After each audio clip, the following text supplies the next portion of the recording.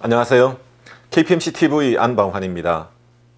오늘은 중대재해처벌법 시행령 제5조 안전보건관계법령에 따른 의무이행에 필요한 관리상의 조치에 대하여 소개드리겠습니다.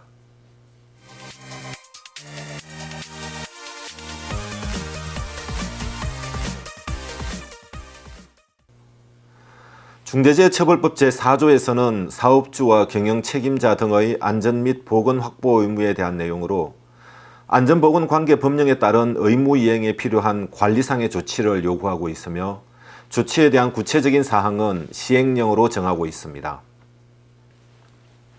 따라서 중대재해처벌법 시행령 제5조는 안전보건관계법령에 따른 의무이행에 필요한 관리상의 조치로 1항에서는 안전보건관계법령의 적용 범위를 소개하고 있습니다. 즉 안전보건관계법령이란 해당 사업 또는 사업장에 적용되는 것으로 종사자의 안전보건을 확보하는 데 관계되는 법령으로 산업안전보건법령을 중심으로 고려하되 이에 한정하는 것은 아닙니다.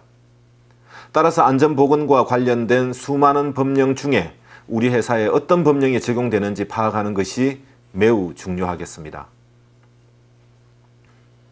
또한 시행령 제5조 2항에서는 관계법령에 따른 의무이행에 필요한 관리상의 조치로 1호에서는 안전보건관계법령에 대한 의무이행을 했는지 반기 1회 이상 점검토록 요구하고 있습니다.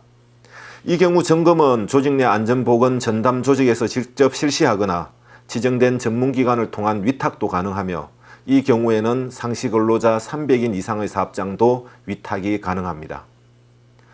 2호에서는 1호에 따른 점검 결과 관계 법령이 이행되지 않은 사실이 확인된 경우 추가적인 인력 배치와 예산의 추가 편성 및 집행을 하라는 것으로 사업주 또는 경영 책임자에게 관계 법령의 의무 이행에 대한 책임을 부과하는 것입니다.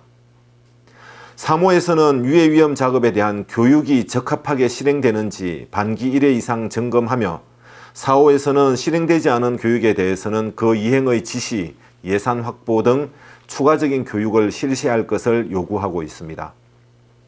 특히 3호와 4호는 교육 실시에 대한 내용으로 근로자의 안전인식을 강조한 것으로 이해하시면 되겠습니다. 자, 그러면 사업 또는 사업장에 적용되는 안전보건관계 법령을 파악해야 하는데 어떤 방법이 좋을까요? 저는 다음과 같은 3단계 절차를 추천하는데요. 첫 번째는 사업장 특성을 고려한 이해관계자를 파악하는 것입니다. 사업장 특성은 조직의 안전보건 방침과 전략, 제공하는 제품 또는 서비스, 종사자나 외주 업무, 그리고 각종 시설이나 지리적 여건 등을 통하여 파악할 수 있으며 두 번째는 이해관계자의 요구사항을 파악하는 것입니다. 다양한 요구사항이 있겠지만 안전보건과 관련된 법적 의무사항을 중심으로 파악하고 세 번째는 법적 의무사항과 관련된 법령과 관련 조항을 파악하는 것입니다. 이렇게 이해관계자를 파악하는 방법은 만다라트 기법을 적용할 경우 중복이나 누락 없이 미시하게 파악할 수 있겠습니다.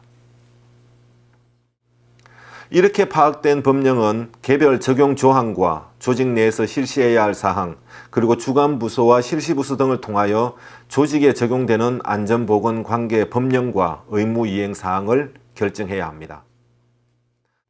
다음은 파악된 안전보건관계 법령에 대한 관리상의 조치를 이행하기 위하여 반기 1회 이상 준수평가를 실시하고 실시 결과는 사업주 또는 경영 책임자에게 보고되어 인력이나 예산의 부족 등으로 인하여 법적 의무가 미이행되지 않도록 해야 합니다. 중대재해처벌법 시행령 제5조와 9조는 안전보건관계법령의 이행과 관리상의 조치에 대한 내용으로 특히 안전보건 교육을 강조하고 있습니다. 사고에 대한 원인을 조사해보면 대다수의 사고가 안전불감증에 의한 것이고 이는 안전과 관련된 인식이 부족한 탓입니다. 기업이 연구개발이나 제품 생산에 대한 투자는 과감히 하면서도 근로자의 안전을 위한 투자는 게을리한 것이 결국은 안전의식 저하로 이어지게 된 것입니다. 따라서 시행령 5조는 안전보건관계법령을 준수하는 것뿐만 아니라 근로자의 안전불감증과 안전의식 향상을 위하여 사업주 및 경영 책임자가 그 이행을 점검하고 필요한 예산을 확보하도록 법으로 정한 것입니다. 네, 오늘은 중대재해처벌법 시행령 제5조 안전보건관계 법령에 따른 의무 이행에 필요한 관리상의 조치에 대한 내용으로 소개드렸습니다. 기본과 상식이 통하는 사회, 그것이 우리가 바라는 선진국입니다. 예, 감사합니다.